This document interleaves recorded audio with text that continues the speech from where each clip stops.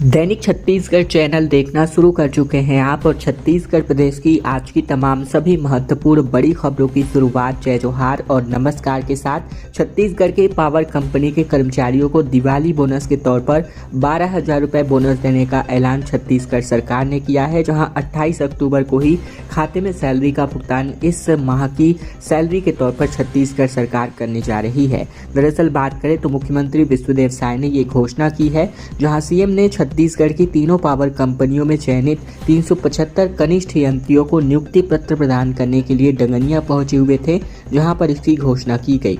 वहीं छत्तीसगढ़ के सभी शासकीय कर्मचारियों को अक्टूबर माह की सैलरी का भुगतान इसी महीने की 28 अक्टूबर को होने जा रहा है। चूंकि दिवाली है 31 अक्टूबर को, इसीलिए इसके लिए पहले से ही इसका भुगतान कर्मचारियों के खाते में इस माह की वेतन का भुगतान होने जा रहा है। जहां सीएम ने सोशल मीडिया साइट पर इसकी जानकारी दी।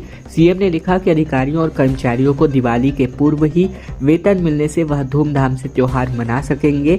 आप सभी को दीपावली पर्व की हार्दिक शुभकामनाएं। इसके अलावा सीएम साय ने तीनों पावर कंपनियों में चयनित 375 कनिष्ठ यंत्रियों को नियुक्ति पत्र प्रदान करने के लिए डंगनिया ग्राम पहुंचे हुए थे, जहां पावर ट्रांसमिशन, पावर डिस्ट्रीब्यूशन और पावर जनरेशन कंपनी के क्रमशः 129, 229 और 17 कनिष्ठ यंत्रियों को चयन प्रतियोगी परीक्षाओं के माध्यम से किया गया है, जहां पर इनको नियुक्ति पत्र प्रदान किया गया। छत्तीसगढ़ में चक्रवाती तूफान दाना के असर की वजह से 14 ट्रेनों को कैंसिल कर दिया गया है और अधिकतर तौर पर पुरी जाने वाले यात्री इसकी तरह से प्रभावित होंगे।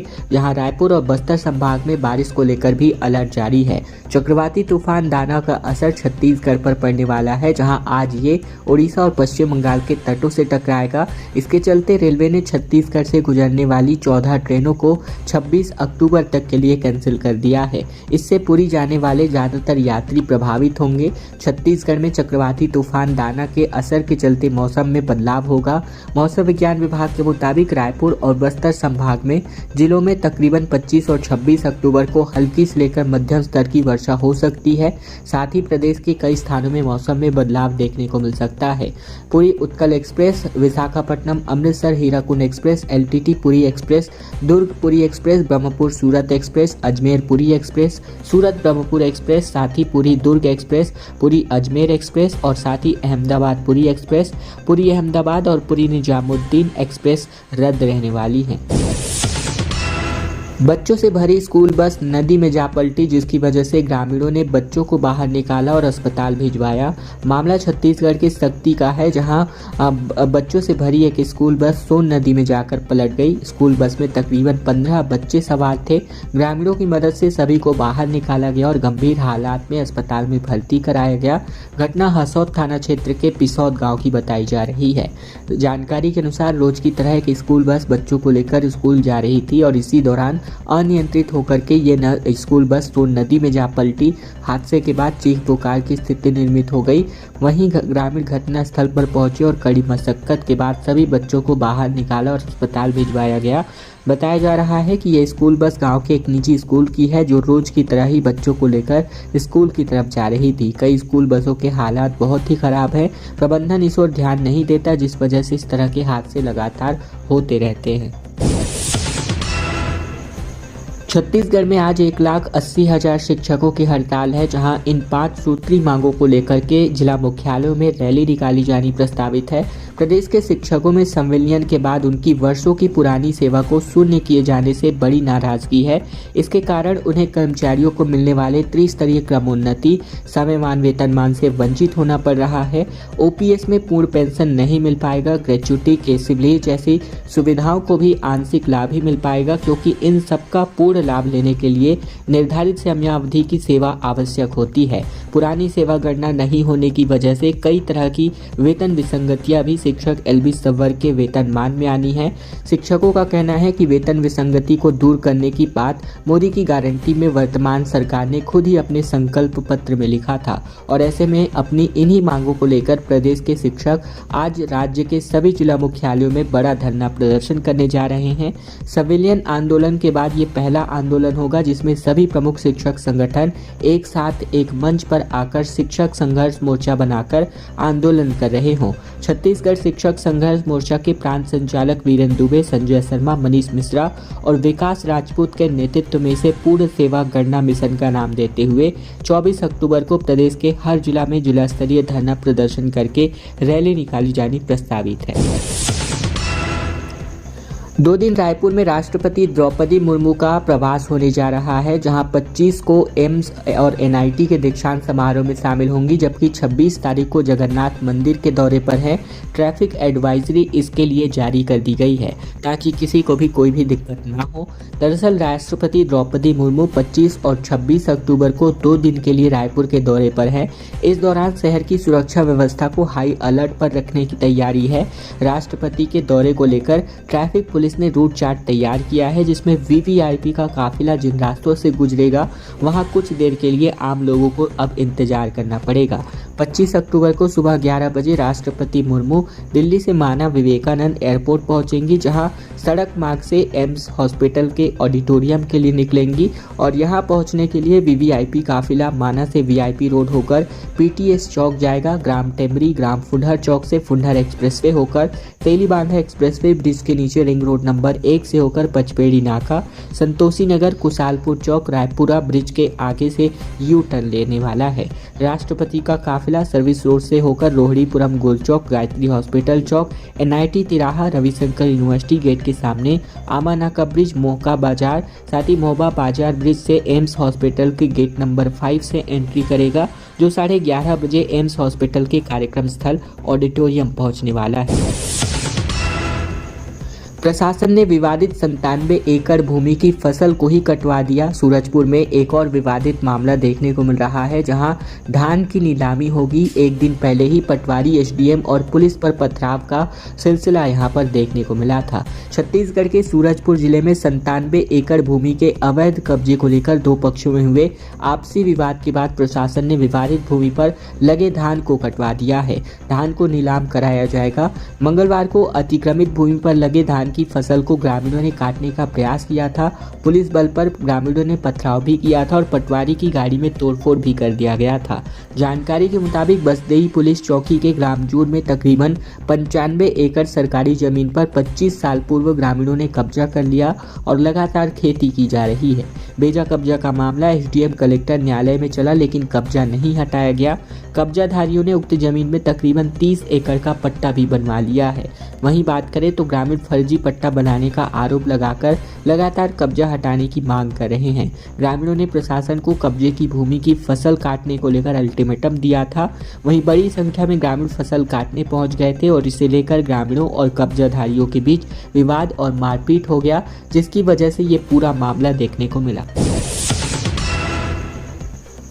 चक्रवाती तूफान अब अपना खतरनाक रूप ले रहा है, जहां प्रदेश के कई जिलों में इसका असर हल्के तौर पर दिखेगा। दरअसल मानसून की विदाई के साथ ही चक्रवाती तूफान अब प्रबल हो गया है। इसके असर से बीते 3 से 4 दिनों में कभी तेज धूप तो कहीं तेज बादल का दौर चल रहा है। ऐसे में अनुमान लगाया जा रहा है कि आने वाला दाना तूफान असर भी छत्तीसगढ़ पर देखने को मिल सकता है। बंगाल की खाड़ी के ऊपर निम्न दाब का चक्रवाती तूफान दाना में तब्दील हो चुका है। वहीं बात करें तो उल्लेखनीय है कि प्रदेश के पहले मानसून की विदाई हो गई है और इसके पहले मौसम साफ होने लगा था, लेकिन विगत 3 से 4 दिनों में एक बार फिर से तेज धूप तो वहीं बादलों का दौर चल रहा है। वहीं आपको बता दें कि यहाँ पर कुछ ही घंटों बाद चक्रवाती तूफान तटों से टकराने वाला है। वहीं इस संबंध में जिले के किसानों की माने तो मानसून की विदाई के बाद बारिश पूरी तरीके से बंद हो गई है और इससे खेत भी सूख चुके हैं। वहीं मौसम में बदलाव होना शुरू हो सकता है, जिसके लिए दिन के समय में तेज धूप होने से उमस और गर्मी बढ़ गया है। एक साथ फिर ही रात में कोहरा गिरना शुरू हो गया था, जिसकी वजह से पठारी क्षेत्रों में हल्की ठंड का एहसास अब होने लगा है। सुगम ऐप का उद्घाटन हो चुका है, जहां अब आप घर बैठे संपत्ति की रजिस्ट्री कर सकते हैं। प्रक्रिया को पारदर्शी और सुरक्षित बनाने को लेकर सुगम ऐप छत्तीसगढ़ की सरकार ने लॉन्च किया है। रजिस्ट्री विभाग में मुख्यमंत्री विष्णुदेव साय और वित्त मंत्री ओपी चौधरी के निर्देशानुसार ज़्यादा से ज़्यादा सहूलियत देने और लाभान्वित करने जनता के लिए कई सुधार कार्य किए जा रहे हैं और इन सुधारों में टेक्नोलॉजी के अधिकतम प्रयोग के माध्यम से रजिस्ट्री प्रक्रिया को और अधिक पारदर्शी, कार्यक्षम और जनहित ऐसी बनाया जा रहा है। इसी कड़ी में विभाग ने सुगम ऐप बनाया हुआ है, जहां बता दें सुगम ऐप संपत्ति से संबंधित धोखाधड़ी रोकने की दिशा में एक महत्वपूर्ण कदम साबित हो सकता है।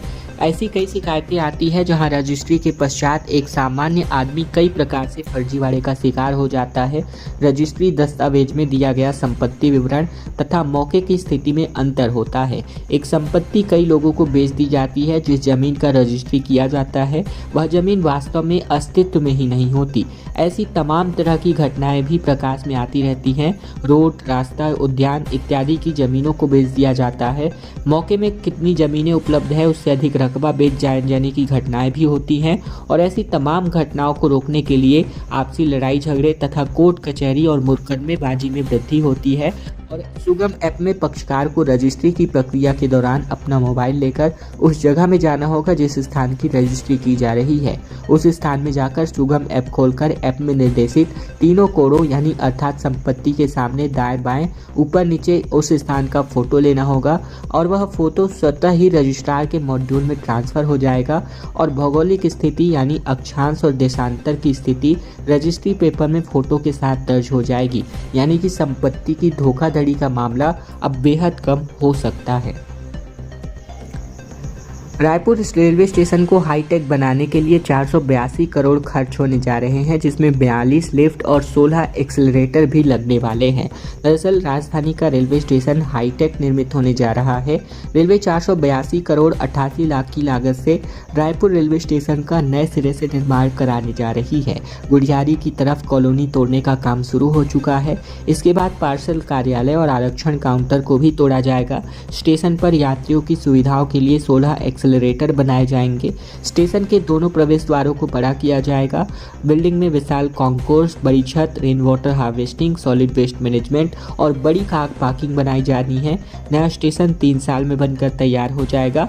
4 चरणों में काम होना प्रस्तावित है। स्टेशन में यात्रियों के 10 टिकट बुकिंग विंडो, बेहतरीन प्लेटफॉर्म सरफेस और 300 किलोवाट का सोलर पैनल, प्रत्येक प्लेटफॉर्म पर 26 coach indication board, 74 toilet, sewerage treatment plant, 6 metre का चौड़ा ब्रिज, 40 वाटर कूलर, 42 लिफ्ट और 3512 स्क्वायर फीट में पार्सल एरिया रहने वाला है। सुनील सोनी के पैर छूकर आकाश शर्मा ने आशीर्वाद लिया। रायपुर दक्षिण विधानसभा उपचुनाव को लेकर दोनों ने अपने शुभ मुहूर्त में नामांकन पत्र भरा। शर्मा 24 तो वही सोनी 25 को अपना रैली आयोजित करने जा रहे हैं। रायपुर दक्षिण विधानसभा उपचुनाव के लिए कांग्रेस और बीजेपी प्रत्याशी ने अपना नामांकन दाखिल कर दिया है।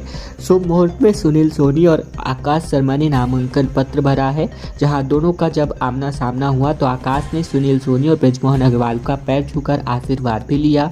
शुभ मुहूर्त के चलते दोनों प्रत्याशी ने एक सेट नॉमिनेशन भरा हुआ है। आकाश शर्मा 24 अक्टूबर यानी आज और बीजेपी प्रत्याशी सुनील सोनी कल सभी नेताओं और कार्यकर्ताओं के साथ रैली निकालकर एक बार फिर से नामांकन पत्र दाखिल करेंगे और शक्ति प्रदर्शन करने की तैयारी है। छत्तीसगढ़ निकाय चुनाव में वार्ड परिसीमन का रास्ता साफ हो चुका है, जहां छत्तीसगढ़ हाईकोर्ट ने सभी 50 याचिकाएं ही खारिज कर दी है और कहा सरकार की अधिसूचनाओं में हस्तक्षेप वैध कारण नहीं है। याचिकाओं को आधारहीन मानते हुए राज्य सरकार की अधिसूचनाओं को पर हस्तक्षेप करने से इनकार कर दिया है। हाईकोर्ट ने पिछली सुनवाई के दौरान बिलासपुर, राजनांदगांव नगर निगम, तखतपुर, कुम्हारी, बेमेतरा के साथ ही 7 नगर निगम और नगर पालिकाओं में होने वाले वार्डों के परिसीमन पर रोक लगा दिया था। वहीं पिछली 13 याचिकाओं पर अंतिम सुनवाई के बाद हाईकोर्ट ने मंगलवार को फैसला सुनाते हुए सभी याचिकाओं को अब खारिज कर दिया है। सीएम आवास का घेराव करने निकले डीएड कैंडिडेट्स पर दंगा भड़काने का केस दर्ज कर लिया गया है। गैर जमानती धाराओं में एफआईआर दर्ज किया गया है। पुलिस और प्रदर्शनकारियों के बीच जमकर धक्का मुक्की हो गई थी। छत्तीसगढ़ के रायपुर में मुख्यमंत्री आवास घेरने निकले डीएड और डीएलएड अभ्यर्थियों पर दंगा भड़काने का केस लगाया गया है, जहां पुलिस ने गैर जमानती धाराओं पर एफआईआर दर्ज की है। प्रदर्शनकारियों पर आरोप है कि इन्होंने वीआईपी इलाके में बिना परमिशन रास्ते को बंद कर दिया था। पुलिस अफसर और कार्यपालिक दंडाधिकारी के समझाइश के बावजूद इनका प्रदर्शन जारी रहा था। पुलिस एफआईआर के मुताबिक ड्यूटी पर तैनात पुलिस जवानों के साथ प्रदर्शन कर रहे लोगों ने जमकर धक्का मुक्की की थी और इसके दौरान इन्होंने सरकारी संपत्ति के साथ तोड़फोड़ की। सिविल लाइन पुलिस में बीएनएस की धारा के अंतर्गत और साथ ही लोक संपत्ति निवारण अधिनियम के अंतर्गत गैर जमानती धाराओं में मुकदमा दर्ज किया गया है। इसके अलावा बात करें तो ये पूरा मामला तकरीबन डीएलएड और डीएड अभ्यर्थियों के जो है यहाँ पर नियुक्ति की मांग को लेकर है, जहां रायपुर में तकरीबन 500 से अधिक डीएड और डीएलएड अभ्यर्थी मुख्यमंत्री आवास का घेराव करने निकले थे। छत्तीसगढ़ में दीपावली और छठ पूजा के लिए स्पेशल ट्रेनों का परिचालन होने जा रहा है, जहां यूपी बिहार जाने वाले यात्रियों को इसकी सुविधाओं के लिए अब जो है वृद्धि होने जा रही है। छत्तीसगढ़ से यूपी बिहार जाने वाले रेल यात्रियों के लिए एक अच्छी खबर है, जहां दिवाली और छठ पूजा के लिए दक्षिण पूर्व मध्य रेलवे 4 स्पेशल ट्रेनें चलाने जा रही है। इससे रेल यात्रियों को ज़्यादा से ज़्यादा कन्फर्म सीट की सुविधा मिल सके, इसके लिए इन रेलों को रेलवे के 2 फेरों के लिए चलाया जाएगा। छठ पूजा मनाने के लिए देश भर से लोग बड़ी संख्या में उत्तर प्रदेश और बिहार जाते हैं। ऐसे में बात करें तो गोंदिया छपरा छठ पूजा स्पेशल, छपरा गोंदिया छठ पूजा स्पेशल, गोंदिया पटना छठ पूजा स्पेशल और पटना गोंदिया छठ पूजा स्पेशल, जो कि 2 फेरे के लिए 2-2 फेरे के लिए संचालित होने जा रहा है, जहां 12,000 से ज़्यादा यात्रियों को कंफर्म टिकट की सुविधा इन तमाम फेरों की वजह से मिलने वाली है।